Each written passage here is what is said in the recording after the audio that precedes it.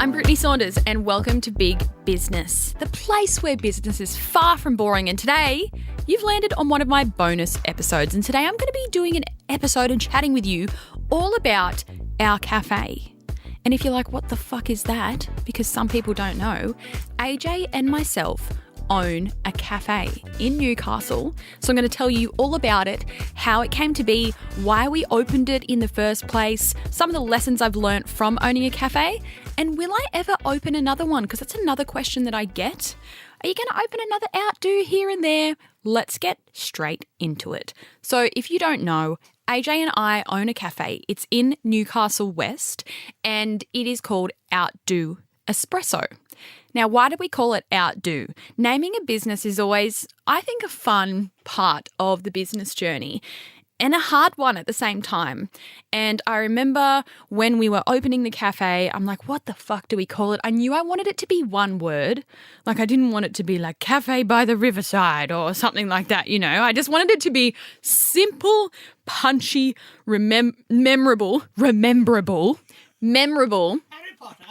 Harry Potter. What?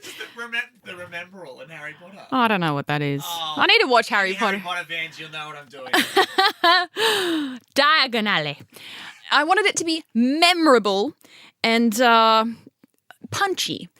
And I thought by this point, you know, we opened the cafe not last year but the year before, 2022, I believe. And I already felt like I was doing so much by this point with FAYT. You know, we had a couple of stores by then. I think we had our Newcastle store and our Sydney store. And then I think it was Outdo. I don't exactly remember the timeline. But I thought to myself, we've really outdone ourselves by just opening a cafe. And that's where the name come from, Outdo, because we just simply outdone ourselves by opening a cafe. So that's where the name come from. Fun little story for you all. Now, why did we open a cafe? Well, we built it, right? So when you get a commercial property, you can move into a commercial property that already has like a pre-existing fit out, right? You can move into one that someone's already had previously. There's been a business in there before. So when you're taking out a commercial lease and you're getting a space, it can essentially be one of two things, well, probably more, but just in my experience, one or two things.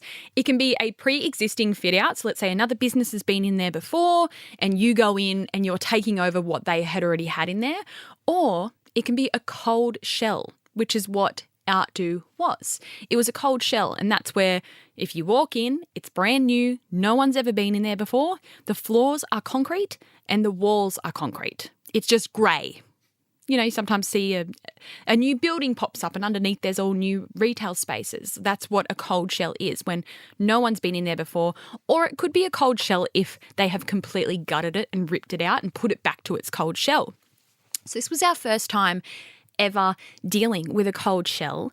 Would I ever do it again? I don't know. I mean, it is good to start with a cold shell if you are going to do a huge makeover kind of thing. And I've now dealt with both. And the whole reason for us going on this venture was that I wanted to build a content studio and creative space. Being in Newcastle back then, 2022, there was nowhere for us to shoot content for FAYT, because we're always looking for spots to create content, and we'd gone to Sydney a lot of times and hired out studios, but then, you know, we've got the 2.5 hour drive and then paying hundreds or thousands of dollars to rent out these studios and then the 2.5 hour drive home. We thought, fuck it, why don't we just, and this is a really privileged thing that I could do. I was in a financial position where I could afford to build a content studio for us to use for FAYT. So that's where this whole idea came from, is I want my own creative space where we can do our photo shoots every week. We can use it as an office space. And then came the idea of, well, why don't we also hire it out to other people? Not only is it going to be our studio that we use for FAYT every single week, we can then hire it out to other businesses. They can do headshots. They can do their own photo shoots. And then we went a little bit crazy and said, fuck it, let's also make it an event space. So people, like, it's not huge, but people could have micro events in there. So anyway, to cut a long story short, and I documented this all over my Instagram, but we went with this cold shell space to build our studio. And it's absolutely stunning, this studio. We went all out with the fit out. And then I said to AJ, wouldn't it be cool if we put a little cafe next to it? because we had this one big space. I'm like, what if we take up a third of it for this cool little cafe, coffee shop, toasties, and then we have our studio. And that's how that idea came about. It was never like some huge grand plan. It was just, wouldn't that be so cute? And so that's exactly what we did. We went ahead and we opened and built Outdo Espresso, and then our studio was called Outdo Collective. You can still look up Outdo Collective on Instagram. We had like an Instagram page for the studio, and for like a year and a half, we used it ourselves every single week for FAYT shoots, and we hired it out a shit ton. It got to the point there that it was so busy that we had like 4 or 5 bookings every single week, from photo shoots, baby showers, long lunch kind of things, and because it was this beautiful blank white space, people could hire it and transform it into whatever they wanted. They could bring in furniture, florals, this, that, and the other. We had like quite a few people get married in there with micro kind of ceremonies. And we did that for about a year and a half. Over time, we did realize how careless a lot of people are when hiring a space, which was something I guess we definitely considered before opening, but we eventually toned it down, and we brought in all these rules of no parties, no events, because people would just like trash it. The same way I guess they would with an Airbnb or something, but with this space it was so white and so expensive, and it's covered in curtains. Kids were swinging off the curtains. We just ended up having to bring in rule after rule after rule after rule, and then cleaning fees and this, that, and the other. And it became so much admin and so much work that we really toned it down, and the only thing we were allowing bookings for was just photos. No events and parties. So lesson learnt there, but no regrets as always. And then once we'd kind of, I guess, had enough of taking the bookings in the space, it kind of did its thing for a year and a half. It then just so happened to work out in our favour, I guess, that I wanted to move our Newcastle FAYT store. We had been at the same FAYT store in Maryville for over 4 years, and I felt like because we'd opened up all these other stores in the same duration, that our FAYT Newcastle store needed to be in a new place. It needed a revamp. It needed somewhere new and special. So I actually went on the journey of speaking with our local Westfield in Newcastle, Westfield Katara, and we were going to put our FAYT store in there. And then that all fell through. It was back and forth, this, that, and the other. And I think it was a good thing that it fell through, because then, well, actually one of my friends made the suggestion to me, why don't you move the FAYT store into the creative studio next to the cafe? And I was like, that's a fucking great idea. Like, why have I never thought of that? And what's crazy is, I mean, if you go and look up Outdo Collective on Instagram, you'll see we built these 4 arches into the back wall. And we just built those as a feature. They were never meant to be anything. But I'm like, we've even got fucking change rooms. Like, we've built these 4 arches, and all we need to do is put curtains in there, and you've got yourself these little nooks in the walls that are change rooms. So it's almost like my past self from 3 years ago knew that that was going to be the FAYT store one day. That was never part of the plan. Like, it just so happened to work out that way. So, was it earlier this year that we moved the FAYT store in? I don't know. All these are blurring together. But now we no longer have the creative space, and FAYT Newcastle moved. So now we have our FAYT Newcastle store next to our cafe, and it's the best thing ever. We built the studio, we got the use out of it. Sure, it'd be great to still have our studio, but now so many other studios have popped up in Newcastle, so that's worked out well for us because we just book all the ones that are local, and we now have Newcastle FAYT in this stunning store right next to our cafe, and they just complement each other so well. So that's the story of how Outdo came to be and what it is now, because I still have people saying to me now, don't you have your studio? I'm like, no, not anymore. That's where our retail store is now, and it's bloody fantastic having a cafe and a clothing store next to each other. And I always say to AJ, wouldn't it be great if that could be every FAYT store? Like, every FAYT store we have our cafe joined to it, because it really has created a really nice outing for our community, because now people will go on the weekend to their friends, let's go shopping at FAYT, and then go next door and like have a coffee date kind of thing. It's created this really awesome experience. And I always say to AJ, God, wouldn't that be good? But he's always like, no. So let's get on to chatting about Outdo. and owning a cafe. Obviously, I have no experience in owning a cafe, but I do have a shit ton of experience in hospitality. I was a barista, I was a waitress, I had my RSA, and I worked in hospitality for many years. And then with my business experience with FAYT, look, it could be just a false sense of confidence, but the confidence that owning FAYT has given me, I feel like I could open any business in any industry and I could fucking do it.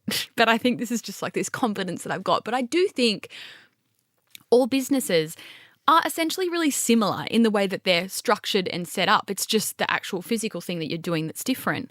So jumping into owning a cafe, I was definitely in no way scared. AJ and I even went and did like a coffee training course, and I just revamped my skills, and AJ completely learnt how to, make coffees. And we just set up the business, I guess, the same way that we have set up and run FAYT. Like, we knew all the boxes that needed to be ticked, this, that, and the other, got the staff, got them trained, worked out our menu, all that kind of stuff. And we went from there. And I think if I obviously didn't have the experience of building FAYT, I wouldn't have been able to open the cafe so easily. And that's not to say it wasn't easy. Like, there was so much figuring out, like, what time are we going to open? What are we going to charge for everything? All these factors came into play, and it took us months and months and months to plan it. Lucky we were building it, because building it took about 5 months. So we had 5 months, to work our shit out. And I guess the thing with opening a cafe is we never opened it, and I never opened it to turn it into an empire. I want FAYT to be my empire.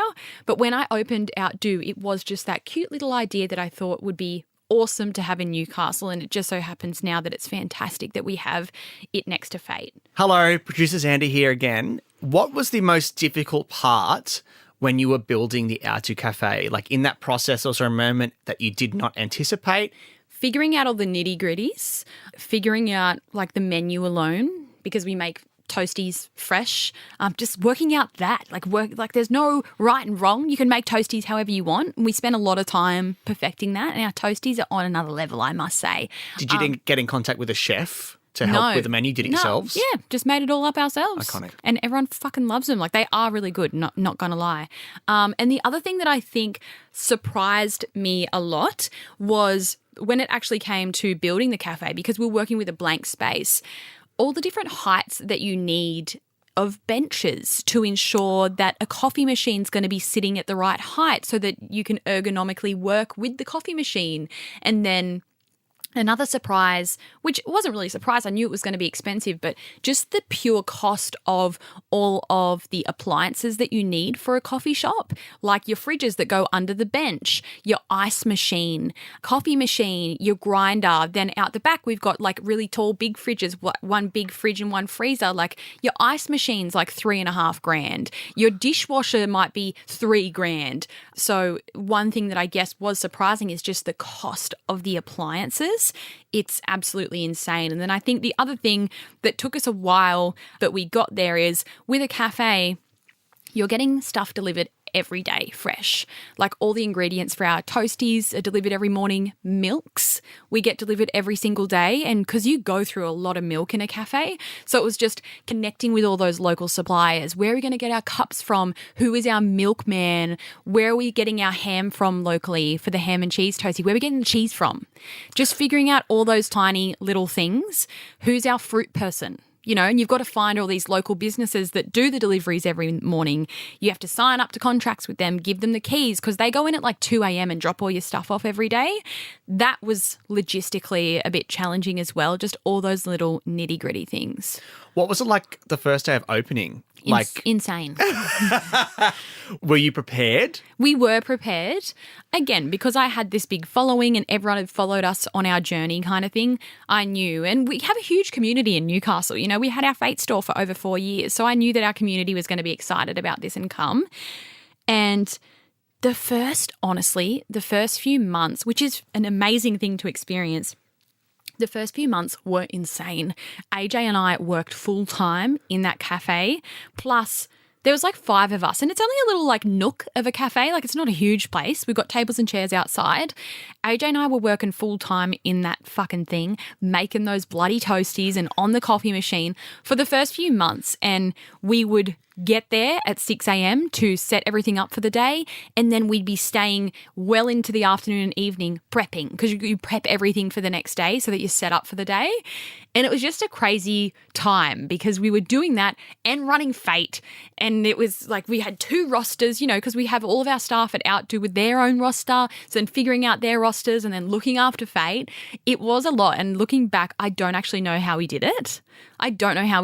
And it was a whirlwind. And the first, I think we opened on a Thursday or a Friday as our opening day. And then that Saturday we got smashed. And I think we made like $5,500 on our first Saturday, which is huge for a little coffee shop. Huge. And we made like 200 and something toasties on the first Saturday. And you've got one toasty machine that can cook like 3 at a time. Like that place got pumped. But it's been great. And you know, I never started Outdo, like I was saying earlier, I never started Outdo for it to turn into this big multi-million-dollar thing, you know, like it's our cute little toasty juggernaut. Yeah, like it's just this thing that we have in Newcastle that's so special. But I never started Outdo going, fuck yeah, this is going to make me heaps of money. It's going to make so much profit. It's actually really hard to make a whole lot of profit with a cafe because you do have so many expenses. You also have a lot of waste with a cafe, and that's another hard thing that you have to work out is you want to order enough milks to get you through the day, but you don't want to order too many that you're then having to throw out milks in 2 days kind of thing and all your food and everything. What's the biggest lesson you've learnt or piece of advice you could pass on to people who are thinking of opening their own little cafe up? I think if you can get it in a good spot and you can build a great community, a cafe can be awesome. But I wouldn't say that owning, especially with us, like it's not a restaurant, but owning just a cafe, like we do make toasties and we have croissants and we have like a whole pastry display and everything. I would say that cafes can make a lot of money, but not like a lot of money. I think people that do own cafes definitely do it more for the love of the community and that, you know, that sense of community that you get from having a cafe and making someone's morning when you get their coffee order the same every single day and, you know, you get to know the locals. I definitely think being in a coffee shop, hole in the wall, nook in the wall situation is definitely more of a passion and community project. But some people do cafes so well and then they have multiple around one city kind of thing, you know. But I'd say definitely take a look at the financial side of running a cafe before you open it, and you've got to do it out of love and out of passion, and that's definitely what we do. And I guess one of the best things to come out of opening this cafe is us moving FAYT in next door. It's just elevated our community even more, and even to like this weekend just gone, like they're getting absolutely pumped. I've had to call in friends of friends who are baristas to come in and do some little celebrity shifts because they've just been getting absolutely pumped because now our FAYT community is there as well. And it's just so nice to just have something like that. And a lot of people always say, are you going to open an Outdo in Melbourne? Please come here, please come there. No. As much as I would love to, because I love that community that a cafe creates, it is so much fiddly work, and expanding in hospitality isn't something that I want to do. So unfortunately, there is going to be no more Outdos. Never say never. You never know what 5 years might hold.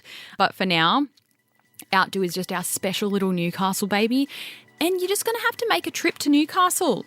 Have a little getaway in summer. Come to the beaches. Go up to Nelson Bay. There's lots of amazing, beautiful places to go in Newcastle. Then you can come to FAYT and Outdo and make a whole trip of it. And that's one of the coolest things as well is I feel like when people are travelling up and down the east coast of Australia, they do sometimes pop into Newcastle as like a detour. And then we have so many people making like their way to Outdo and FAYT now as part of their travels. Like, we're from Port Macquarie, but we're going down to Sydney and we've popped into Newcastle. Like, it's so cool. It's like we've made this little destination for our community. So yeah, that's a little bit about our cafe and how it all came to be and the studio and how we turned that into our FAYT store. And it's a cute little story and yeah, I love it.